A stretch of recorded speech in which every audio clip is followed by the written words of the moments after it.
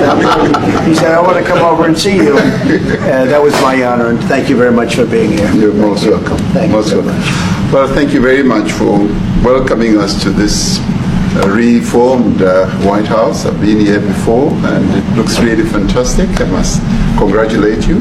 Thank you. But I also thank you for allowing our delegation. This is a very mixed delegation that you've got. We've got people from government, my ministers.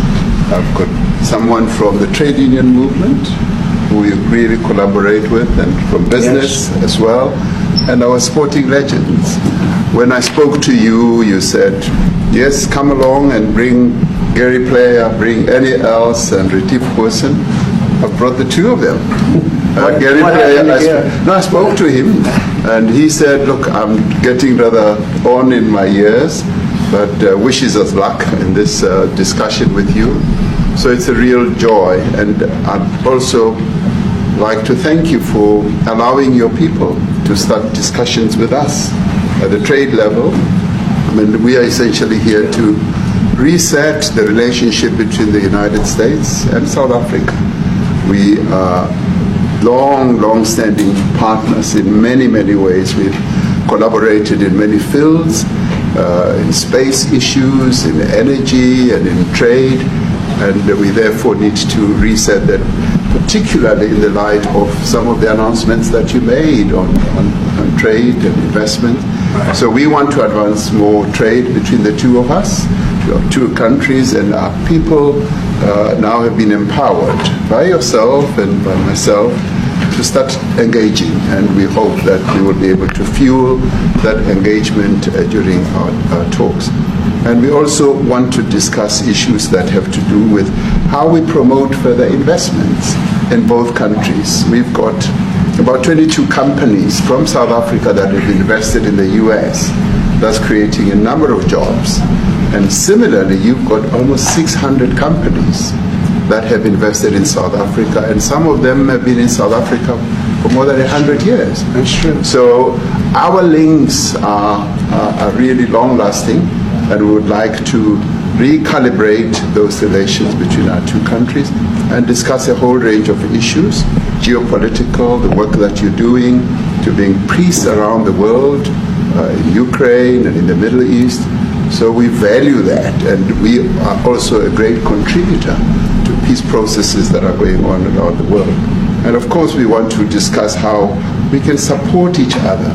You are a much bigger economy than we are. We're just a tiny economy, but we rely on each other on a number of issues. We've got critical minerals that you want to fuel the growth of your own economy and reindustrialize.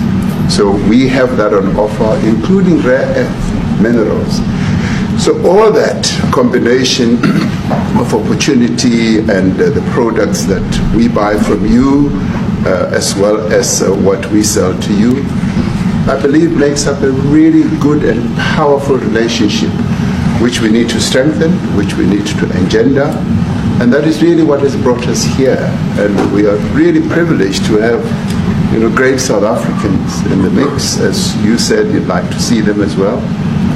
And I brought you a really fantastic golf book.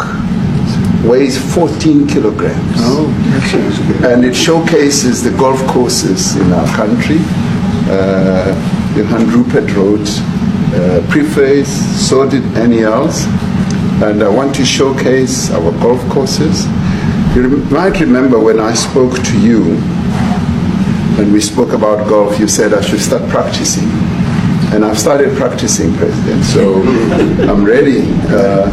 But let me end just the introductory remarks by thanking you. You may not recall that 5 years ago I spoke to you during the COVID period. Right. And it was at a time when the whole world was going through a really cathartic moment. Right. And we asked for assistance, and you were able to assist us with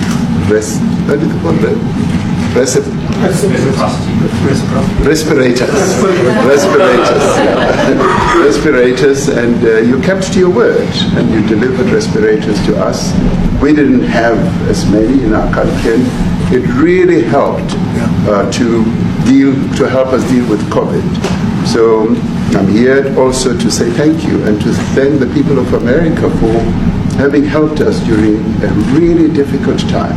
Being the small economy that we are, we needed help from around the world.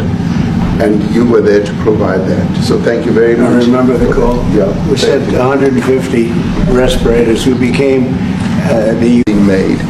One, that is not government policy.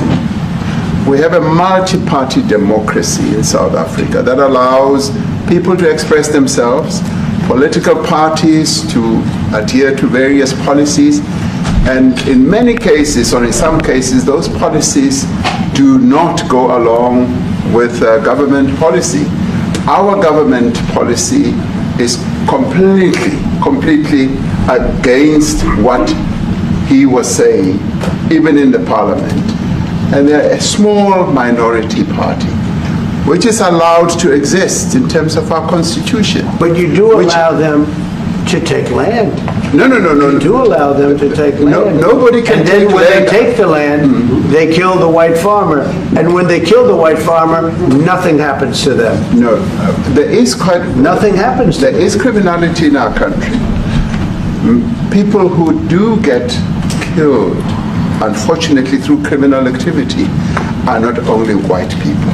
Majority of them are black people. And we have now The been farmers are utilizing... black. The farmers are not black. We I don't now- say that's good or bad, but the farmers are not black. And the people that are being killed in large numbers, and you saw all those grave sites, and those are people that loved ones going, I guess on a Sunday morning, they told me, to pay respect to their loved ones that were killed.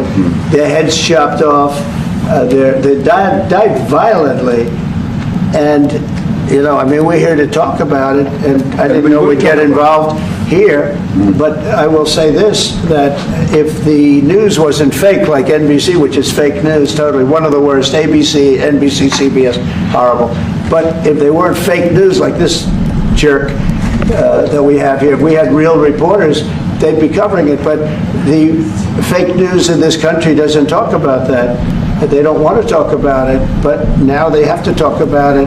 But they won't. This won't even be a subject. They'll have him talking about why did a country give a free, think of this, why did a country give an airplane to the United States Air Force? Okay? The United States, not to me, to the United States Air Force, so they could help us out, because we need an Air Force One until that's Air Force One, it's being built. 2 of them being built. But Boeing's a little bit late, unfortunately.